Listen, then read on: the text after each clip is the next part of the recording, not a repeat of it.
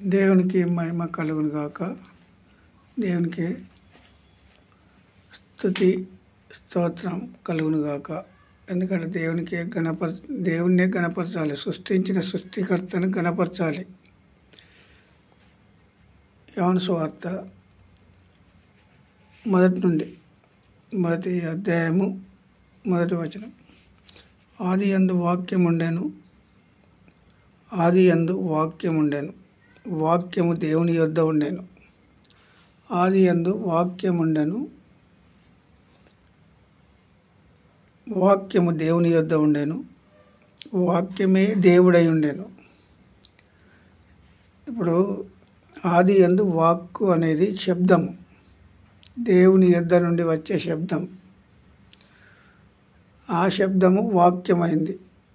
ఆ వాక్యము ఎవరి దగ్గర నుండి వచ్చింది? ఆ వాక్కు శబ్దము దేవుని యొద్ద నుండి వచ్చింది. వాక్కు అనేది శబ్దము, వాక్యమైంది. ఆ శబ్దం వాక్యమైంది. వాక్యము దేవుని యొద్ద ఉండెను. ఇప్పుడు దేవుని యొద్ద నుండి రావాలి వాక్యం. శబ్దం అనేది ఎవరి దగ్గర నుండి వచ్చింది? శబ్దం దేవుని యొద్ద నుండి వచ్చాను. ఆ వాక్యము దేవుడై ఉండెను. వాక్యము అంటే వాక్కు అనేది శబ్దము, వాక్యమైంది. వాక్యము దేవుడై ఉండెను. ఇప్పుడు ఈ వాక్యం ఎవరు చదువుతున్నాం? ఎవరు చదువుతున్నారు? మనం చదువుతున్నాము. దేవుని మాటలు తెలియపరచబడితే వాక్యము దేవుడై ఉండెను. ఆయన యందు దేవుని యొద్ద ఉండెను. ఇప్పుడు శబ్దము ప్లస్ దేవుడు ఇద్దరు ఒకటే కదా. ఆయనలో ఆత్మ ఉండెను. ఆయనలో ఆత్మ ఉండెను. ఆయనలో ఎవరిలో ఉన్నది ఆత్మ? దేవునిలో ఆత్మ ఉండెను. ఆత్మ ఇప్పుడు మనలో కూడా ఉంది.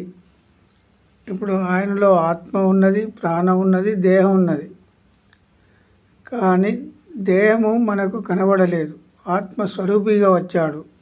ఆత్మస్వరూపిగా 4000 సంవత్సరాలు ఏలాడు దేవుడై ఉండి. ఆత్మ ఎవరికి కనబడదు. ఆ వాక్యము దేవుడై ఉండెను. ఆయన ఆదియందు దేవుని యొద్ద ఉండెను. ఎవరున్నారు? ఆత్మ ఉన్నది, శరీరం ఉన్నది, ప్రాణం ఉన్నది. ఈ మూడింటిని విడబాటు చేసేవాళ్ళు ఎక్కువైపోయారు ఇప్పుడు. ఆత్మను, ప్రాణము, దేహము. ఇప్పుడు నా శరీరాన్ని నడిపించాలంటే ఎవరు నడిపించాలి? నా ఆత్మ చెప్పాలి నా శరీరానికి. ఏమని చెప్పాలి? నీవు ఈరోజు ఈ పని చేయాలి, నీవు ఈరోజు ఈ పని చేయాలని నా ఆత్మ నా శరీరంతో చెప్తే శరీరం కదలిక. శక్తి ఎల్లున్నది? ప్రాణములో శక్తి ఉన్నది, పరిశుద్ధాత్మ శక్తి. ఆ శక్తి ఉంటేనే కదలిక మానవుంది. ఆ శక్తి లేకపోతే కదలిక లేదు. ఆలోచన చేసేవాళ్ళు తక్కువ. ఇప్పుడు ఒక మానవుల్లో రక్తంలో ప్రాణం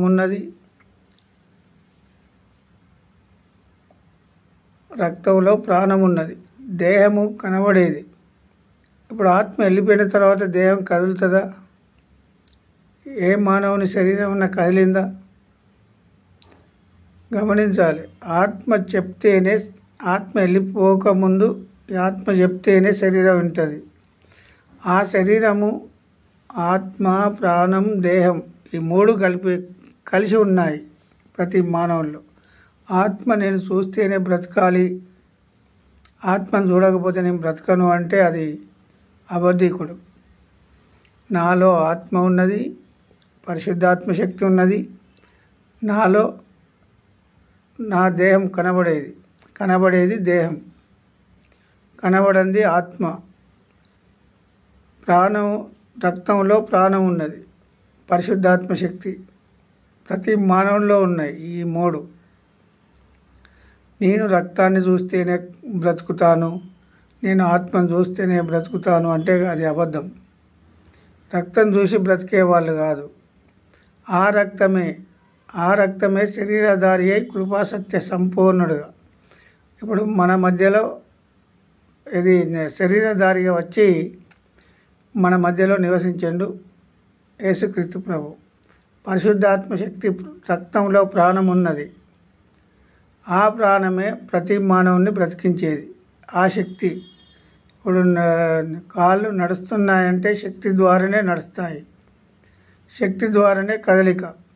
శక్తి లేకపోతే ఏ మానవునికి కదలిక లేదు. శక్తిని గ్రహించలేని మానవుడు ఉన్నాడు. ఇప్పుడు పరిశుద్ధాత్మ శక్తి అదే. పరిశుద్ధాత్మ శక్తిని విడబాటు చేస్తున్నాము. ఒక మానవుల్లో ఉన్న వాటిని ఆత్మను విడబాటు చేస్తున్నాను, శరీరాన్ని విడబాటు చేస్తున్నాను. మూడు వేరు వేరు అని చెప్పే బోధకులు వచ్చారు. ఇప్పుడు మూడిటిని ఇప్పుడు నాలో మూడు ఉన్నవి. రక్తంలో ప్రాణం ఉన్నది, శక్తి, ఆత్మ నడిపింపు శరీరాన్ని, ఆత్మ చెప్తేనే శరీరానికి కదలిక. ఈరోజు నేను ఈ వర్తమానం అందజేయాలని అనుకున్నాను అనుకోండి. ఈ వర్తమానం మరి నేను చేస్తున్నానా? నా ఆత్మ చెప్తే నేను చేస్తున్నాను.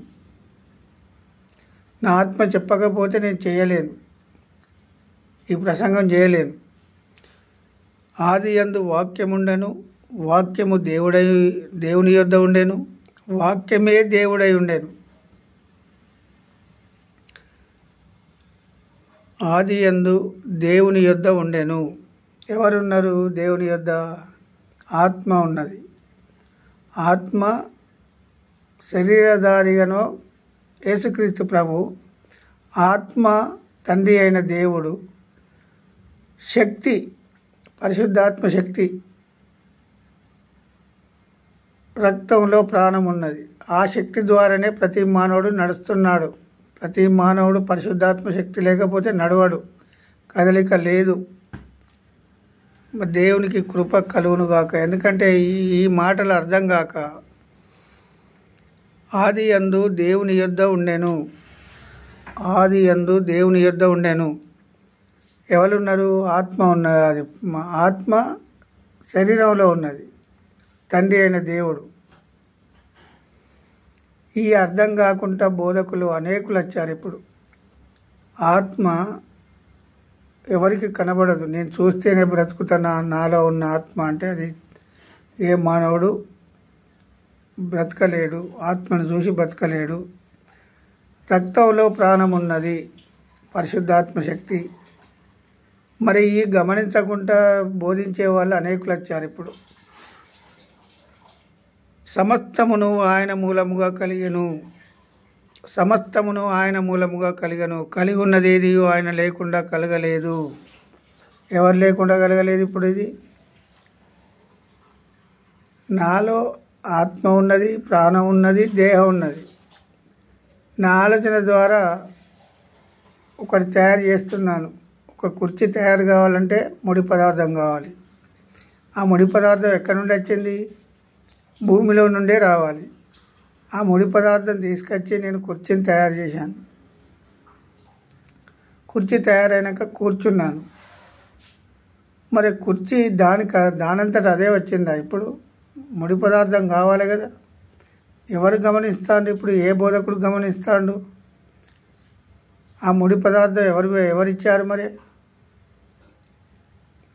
ఎవరిచ్చారు? తండ్రి అయిన దేవుడు. అదే పరిశుద్ధ ఆత్మస్వరూపి ఆయన ఇస్తేనే తప్ప ఎవరు ఇయ్యలేరు. ఒక మానవుల్లో మూడు ఉన్నాయని చెప్పాను. ఆత్మ ఉన్నది, ప్రాణం ఉన్నది, దేహం ఉన్నది. కానీ మరి ఈ ప్రాణము శక్తినిస్తుంది, కదిలించే విధంగా రక్తంలో ప్రాణం ఉన్నది. ఆదికాండంలో 9వ అధ్యాయంలో రాయబడి ఉన్నది, మీరు చదవండి. ఆత్మ దేహాన్ని నడిపిస్తుంది, ఆలోచన పుట్టిస్తుంది. ఆత్మ అనేకమైన ఆలోచనలు చేసి మానవుణ్ణి దేవుని దగ్గర నుండి విడబాటు చేసింది. అనేకమైన ఆలోచనలు చేయించింది ఎవరంటే ఆత్మ. అనేకమైన ఆలోచనలు తీసుకొచ్చి దేవుని యొద్ద నుండి పారిపోయేటట్టు చేసింది. ఇప్పుడు దేవుడు మాట్లాడు. అప్పుడు ఆదాంతోటి మాట్లాడేది, అవ్వతోటి మాట్లాడేది. మరి ఇప్పుడు అవ్వతోటి మాట్లాడదలేడు. ఎందుకు మాట్లాడాడు అంటే మాట్లాడాడు. ఎందుకంటే దేవుడు మాట్లాడే దేవుడు కాడు. ఇప్పుడు ప్రతి మానవునితో మాట్లాడాలంటే 900 కోట్ల మంది ఉన్నారు. ఆయన అరచేతుల మీద చెక్కాడు, భూమి మీద వదిలాడు. తన జ్ఞానంతో పుట్టిన మానవుడు ఈ లోకంలో ఎవ్వడు లేడు. ఉంటే నేను అనే గర్వం, నేను అనే అహంకారం. బైబిల్ క్లుప్తంగా చదివితే అర్థమవుతుంది. బైబిల్ చదవకపోతే అర్థం ఏమవుతుంది? అనేకమైన తప్పుడు బోధలు వచ్చాయి. ఇప్పుడు తప్పుడు బోధలలో అర్థం చేసుకోవడం లేదు. ప్రతి మానవుడు అర్థం చేసుకుందాము, దేవుని వాక్యాన్ని అర్థం చేసుకుందాము. కనబడేది దేహం, కనబడని ఆత్మ మనలోనే ఉంది. రక్తంలో ప్రాణం ఉన్నది, అది పరిశుద్ధాత్మ శక్తి. నేను ఉన్నానంటే 3 ఉన్నాయి నాలో. ప్రాణం ఉన్నది, ఆత్మ ఉన్నది, దేహం కనబడేది. ఈ 2 కనబడని.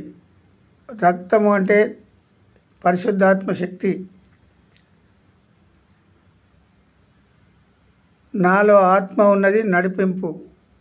నా శరీరాన్ని నడిపించే ఆత్మ ప్రతిరోజు ఈరోజు ఏం చేయాలనేది చెప్తుంది నాకు, నా శరీరానికి.